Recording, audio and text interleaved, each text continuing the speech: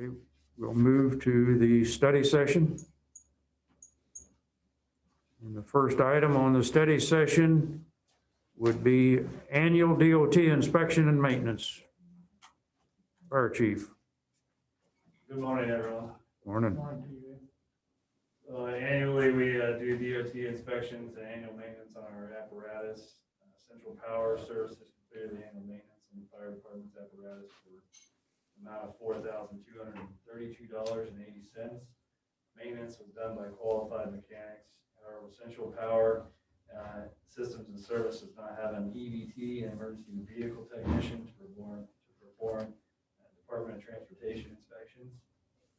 Wise Fire LLC does staff qualified EVTs, included the 2020 inspections for an amount of $1,093.75. We had one critical repair this year on the ladder truck. It was the rear duals, which we had scheduled for this year, but we canceled that with trying to save money for COVID expenses. So we did not. We put off the replacement of those this year, and we'll be coming to you guys at the beginning of next year to replace those tires to be DOT compliant. So we do have a plan to become DOT compliant, but that was the only thing that we were outside of spec on. Then the last thing is we had Mower Medic. We went and got parts from Mower Medic for $362.07. So our grand total for this year's DOT and annual maintenance was $5,688.62. So I'll bring that next week if you guys are okay with that. What was the parts from the medic for? Are you rebuilding an engine or something? What are the parts? No, it's spark plugs, oil filters, or oil filters, air filters for all of our small engines. Mhm. So our gas generators, our chainsaws, all that stuff that we utilize. Okay, good. Bring it next week. Police Department.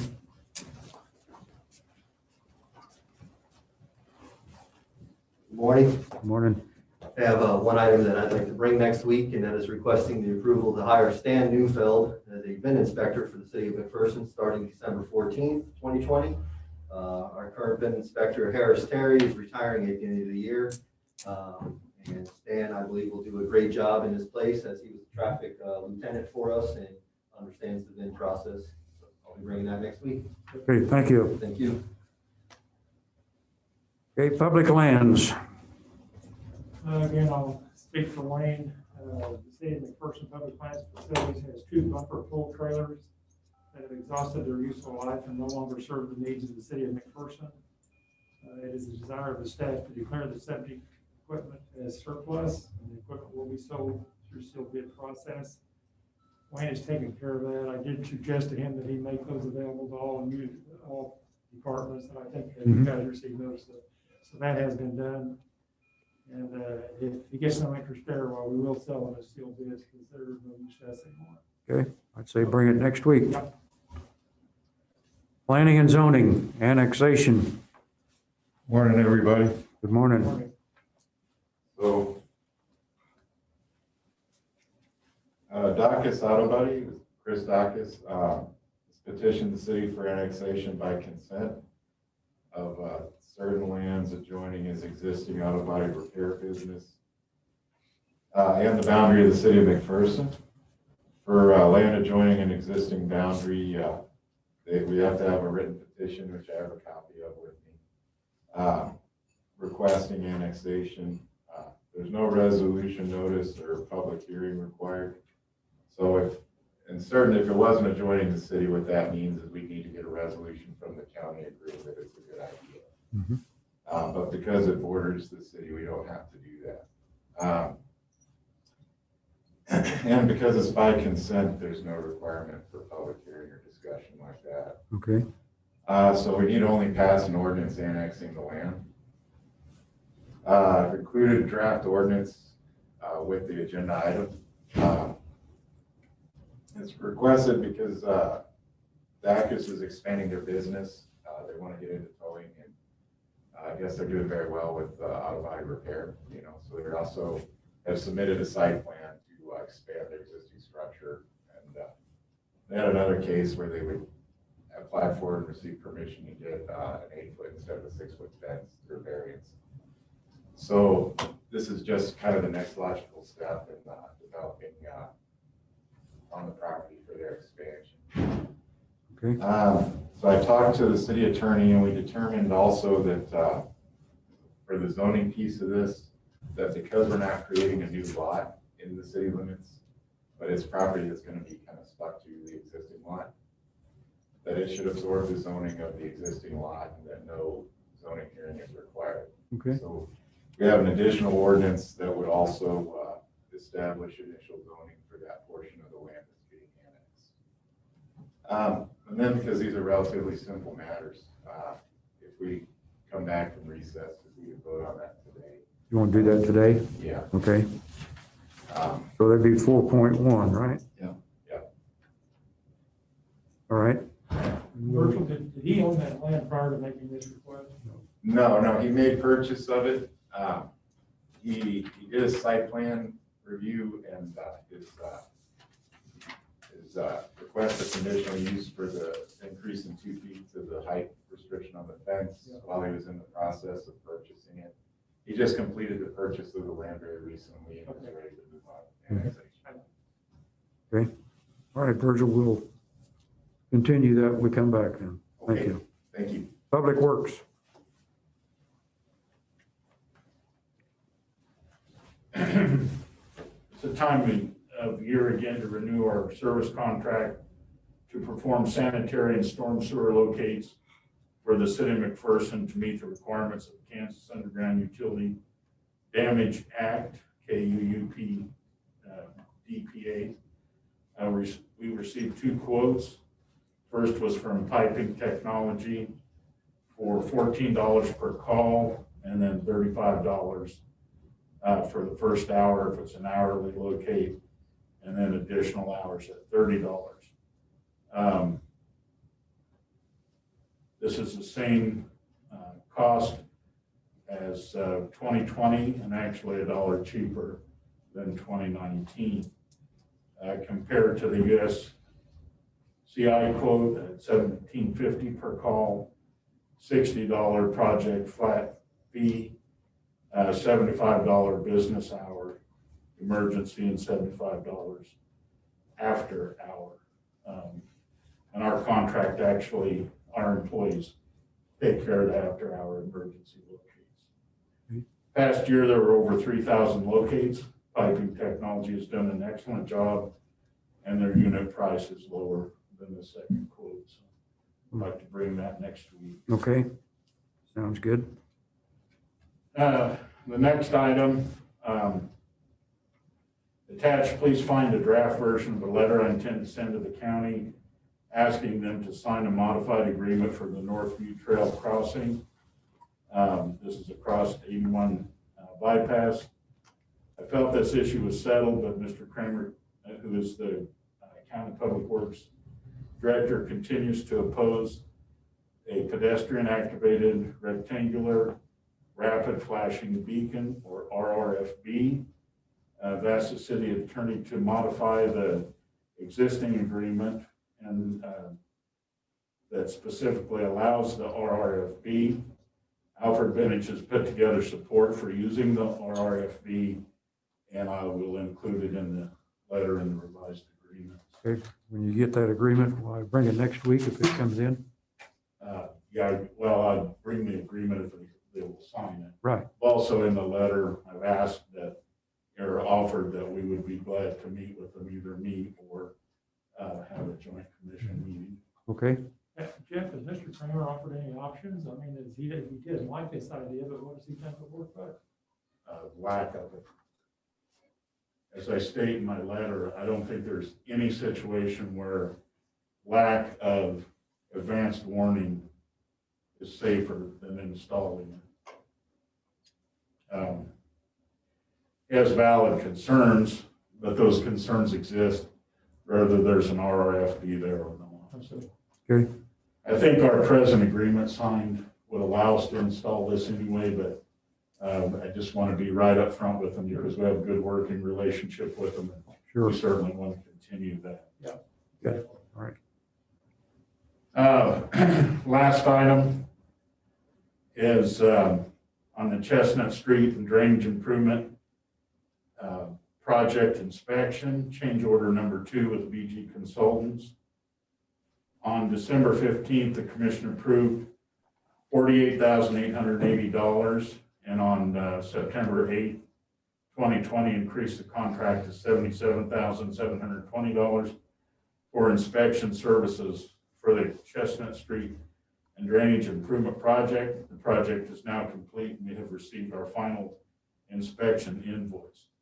The final inspection cost for the project was $64,222.95, which is a contract reduction of $13,497.05. Reduction consists of $5,000 credit for a street design error and a $2,847.05 credit for a sanitary sewer design error, and the reduction of the total cost of inspection by $5,650 from the estimate. So Okay, bring that Monday. Okay, thank you. Move to 6.1. Now that the community building's been completed and the tax credits have been awarded by the Kansas State Historic Society in an amount equal to $1,039,494, it's appropriate to begin that process for the sale of these tax credits. The city team met locally with several parties, but found that the process was difficult based upon the amount of tax credits available. And talking with the city's financial advisor, we found that other communities had various successes working with an outside syndicator who matches up interested buyers and sellers for these tax credits. Devin Rolfe, who is president general counsel at Azimuth Zero LLC, is one of these syndicators who has worked with some other cities to help sell their tax credits. The city of Great Bend is one that had a project that they worked with this company. Rolfe has located a buyer for all of the city's tax credits in their entirety. Mr. Rolfe has extended an agreement to purchase the credits for 90 cents on the dollar, which is we feel is very reasonable. This means that the city would receive approximately $935,544.60. That could be used to draw down on the approximate $1.8 million in outstanding notes for the community building. The buyer would like to have this deal completed before the end of the year for tax purposes with his client. Staff feels that the offer is very fair, as I mentioned before, and it allows us to move forward with the tax credits at this point and get them off our books. A copy of that tax credit statement from the Kansas State Department of Revenue is included, as well as the proposed sales tax credit agreement that you have on there. So if there's any questions, I'd be glad to do our best to answer whatever you've got. This is the mayor. I would just like to say we had a local deal for the entire amount, but only for 85 cents on the dollar. So this is much better. When we first started to talk about this, my gut feel was somewhere between 90 and 92 cents. I think the 90 cents, given the year and everything else, is a good deal, and we should move forward. And if there's no opposition, and we'd like to go ahead and bring this back when we get to the regular Okay. meeting as well. So that'll be 6.1. Okay. Or bring that back in form of a motion then. Yeah, Okay. Let's move to administration budget to actual report. and I will defer to Janetta to Janetta. present that. Okay. Good morning, Good Commissioners. morning. I'm pleased to present the November financial report. If you could pull up the budget to actual revenue, which is the first PDF there. couple things, and there should be a copy of this at your desk. I left that yesterday, and then there's also copies, I believe, on one of the tables. But as far as revenues, despite the fact that COVID has affected several of the lines that you see in blue that are under the 92% part of the year, which is November, we're doing just fine. The one thing I do want to point out right away is that our sales tax number is blank for the month of November. This is due to the fact that the Department of Revenue had some issues with the holiday, the Thanksgiving holiday, and didn't get the money distributed as required to be deposited into our account by the end of November. So I have contacted them and let them know that with the holiday season approaching, we cannot have this happen again for December, and they have confirmed that it will not. So you will see that the November number is blank, but I have sent an email with you illustrating what that number is, and it was above what we had reported. So you will see in December 2 deposits for retail sales tax. So that is good news that remains strong through November, which will help us meet our target budget as far as revenue goes. You can see down at the total revenue for November is $327,941.37 compared to 2019. At this point in time, it was $451,223.30, which is down 38%.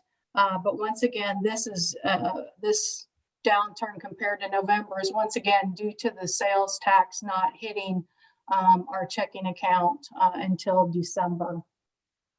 Year to date, our total receipts are $9,381,627.49. You can see at the bottom. Compared to 2019 year to date, which was $9,708,014.57, down 3% to last year, or down just 1% if you would take into account the sales tax if it would have been distributed properly. So I am quite confident that we're going to meet the revenues, and I will show that more in detail when I go over our estimated ending cash balance for the general fund for 2020. Are there any questions? I will also indicate that another outstanding revenue source is our electrical and water appropriation that we get from BPU. I have confirmed with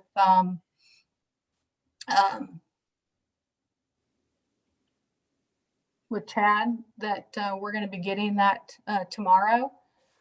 It's down about $10,000 over what I had projected it to be, and that was due to some water adjustments. But I just wanted to confirm with him that we're going to receive that before the end of the month. So he confirmed that's going to come in tomorrow. So that's good news.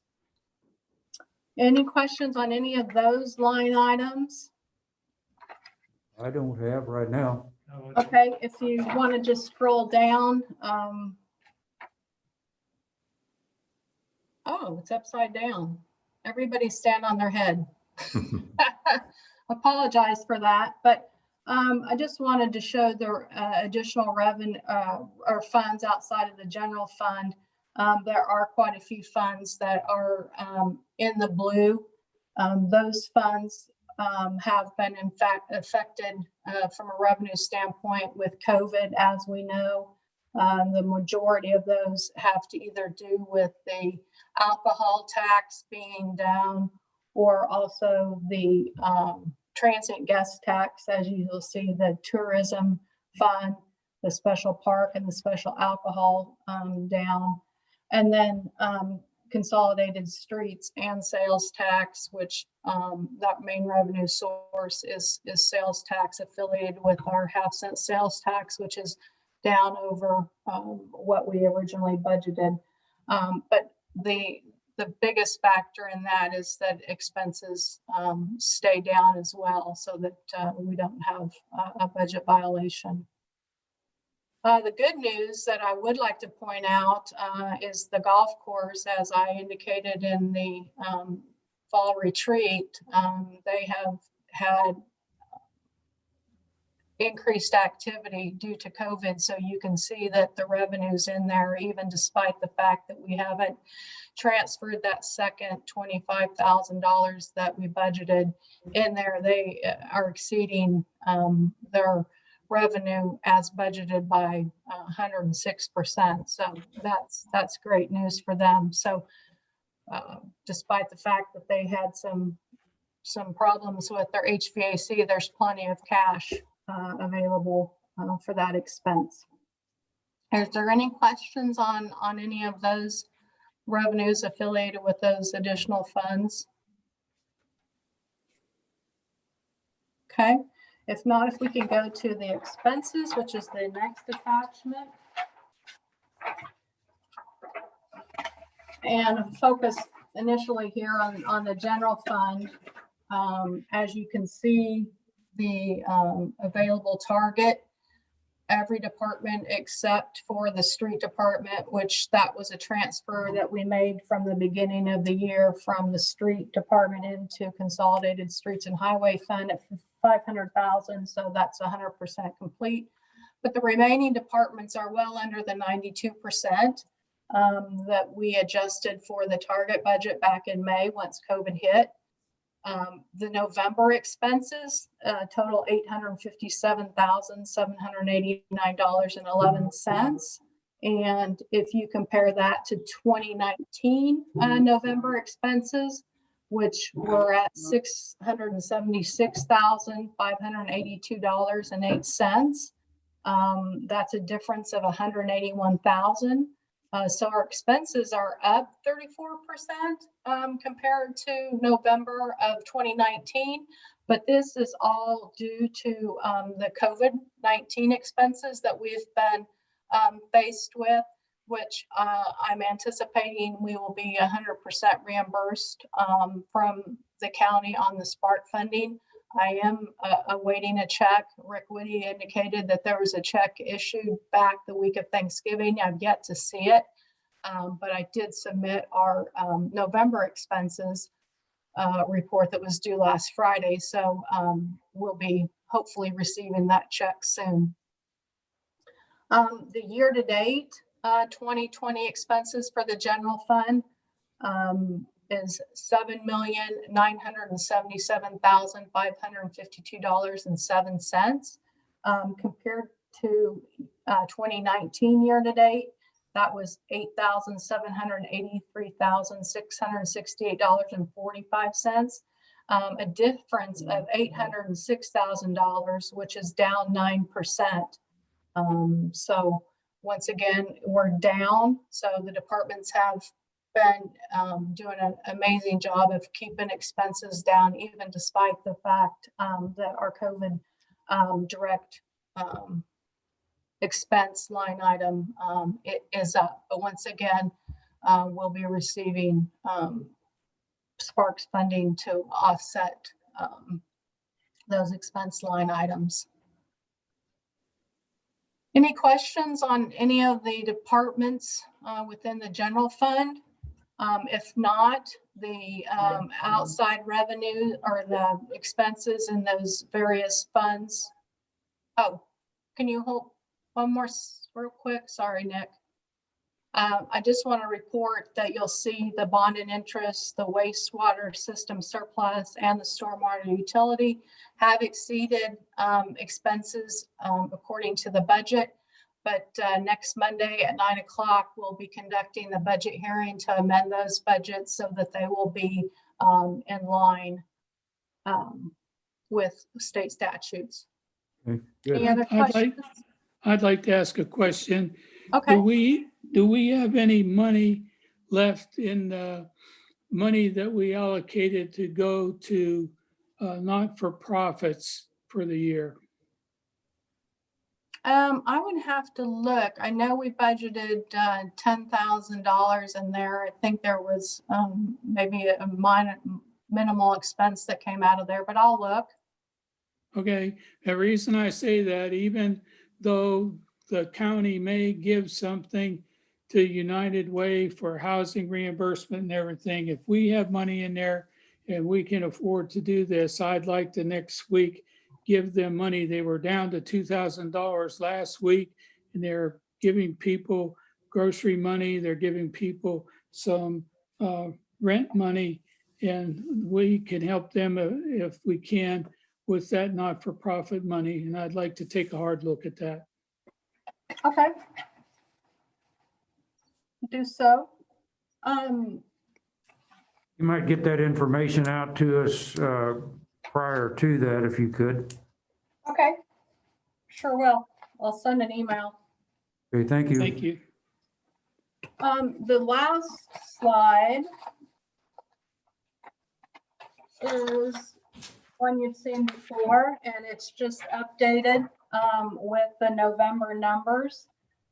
This is our estimated 2020 general fund ending cash balance. It is updated with the November revenues as well as the November expenses. And I'm pleased to report that we are projecting that the estimated ending cash balance for the general fund will be $4,883,398 compared to what we budgeted to start 2021 at $4,409,961.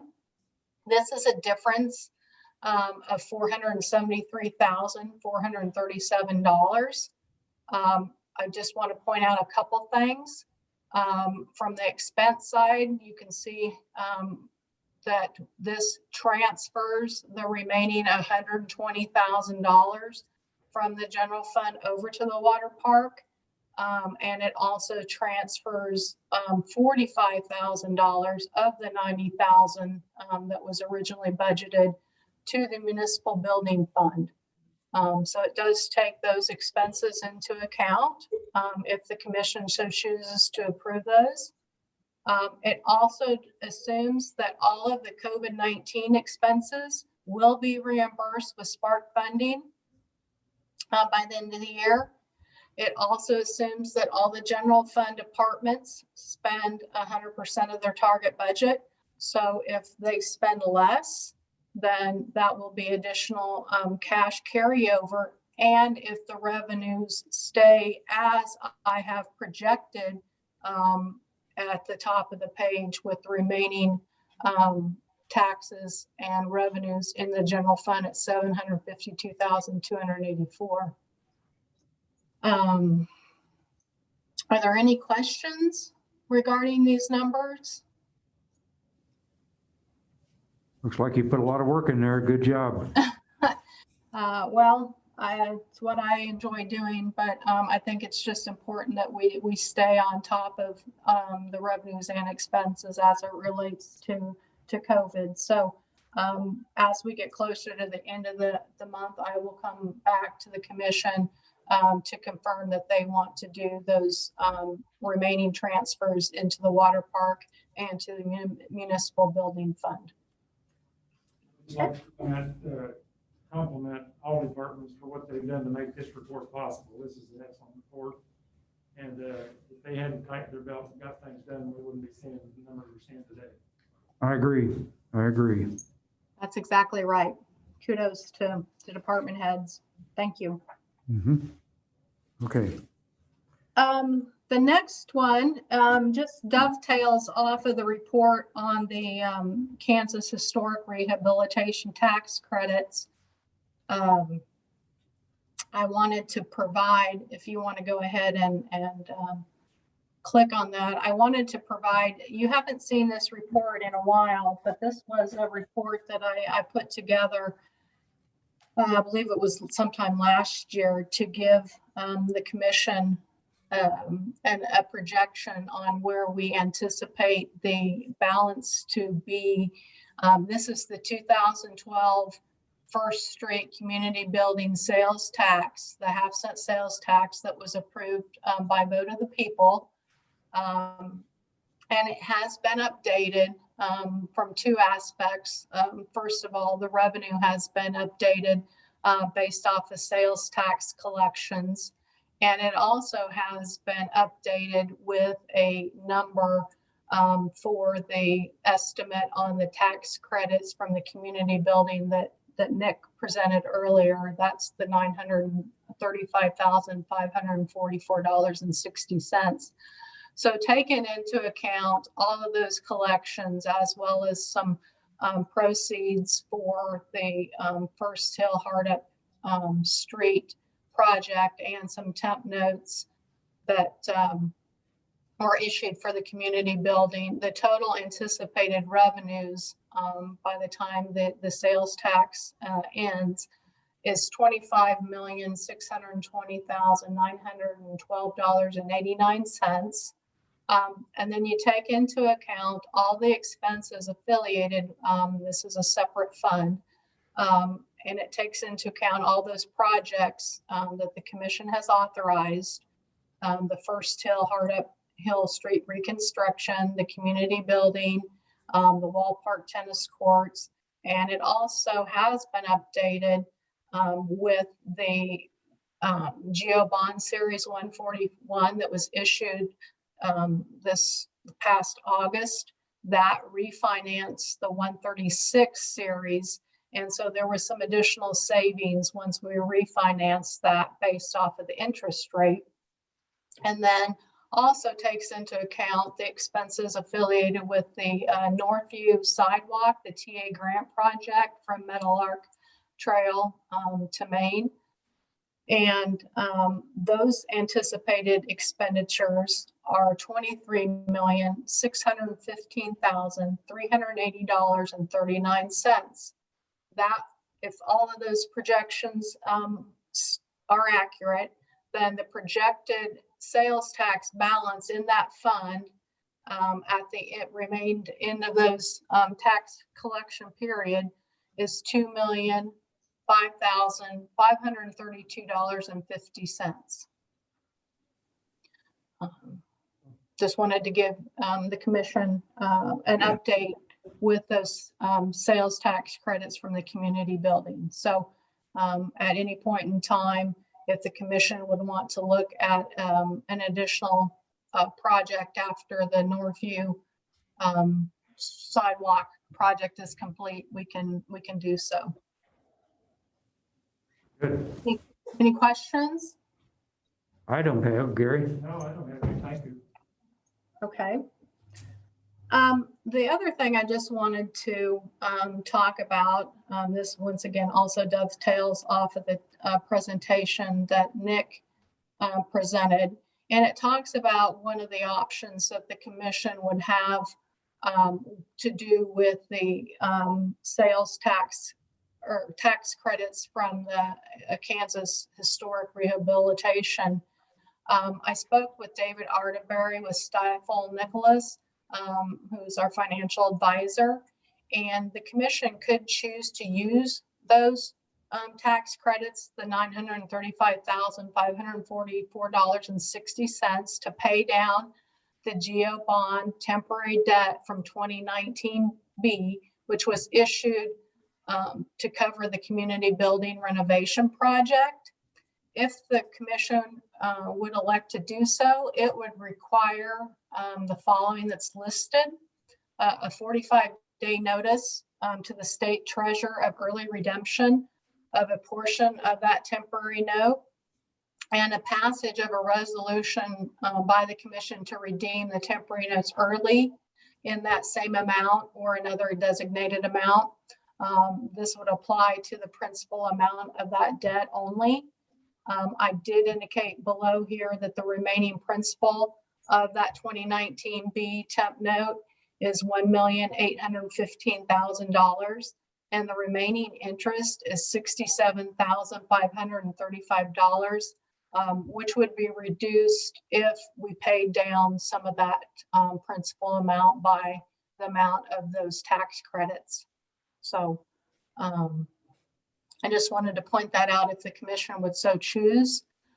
With the 45-day notice to the state treasurer, our next bond payment is due the 1st of February. So we would have to act on this pretty soon to meet that. And if not February, it could also be done in August. So I just wanted to throw out that option if you wanted to use those monies to pay down that debt and save some money on interest that would be coming due. So I think you should bring something next week so we can try to meet the 45 days. okay. Is that it? Any- Janetta? Anything else, Janetta? That's all I have. Thank you. Oh, good. Good to hear from you. The next is the approval of League of Kansas Municipalities. Yes, the city of McPherson belongs to the Kansas League of Municipalities, which you guys are all aware of. They provide policy and legislative support for cities across the state of Kansas. They do have an annual membership due that they've submitted an invoice for. The total for the upcoming 2021 year is $7,482.65, and that also includes, besides dues, it includes the Kansas Government Journal that they send out as well. So at this point, it doesn't necessarily need to come back this week, but Okay, I'd like to bring it next week. bring it back. Okay, sounds good. Anything else on study session? The only other discussion item, I think, was if we wanted to talk about any action that we might take related to COVID. And I don't know whether there was any further discussion that anybody wanted to have about facilities or anything of that nature. I'd like to talk about that a little bit. I'm very concerned about what's happening at City Hall. We have a number of employees that are out either on quarantine or that actually have COVID. And I'm concerned about the spread in the office to the point that I would actually like to see the office closed, with the exception of people coming by appointment only after they've met the required guidelines of temperature masks and a history of whether they've had anything going on. I just don't think now with the very limited staff that we have that it's safe to have people walking in and out of here. Larry, what are your thoughts? Well, I can't help but agree. I've been looking at this for the last week and a half, 2 weeks, and I'm definitely concerned that this is not going to get any better between now and another month, probably. And we have, as everybody knows, a limited amount of employees. We don't have a lot of people stand on the sideline waiting to do the job that somebody is doing. And so far, we've been able to step up and handle everything that needs to be taken care of. But it's getting to a point where I'm concerned, and I would like to bring it back to commission meeting here when we adjourn the study session and ask for a motion to close the building down and do it by appointment only. Any more discussion? If not, then I would move that we adjourn the study session, go back to the commission meeting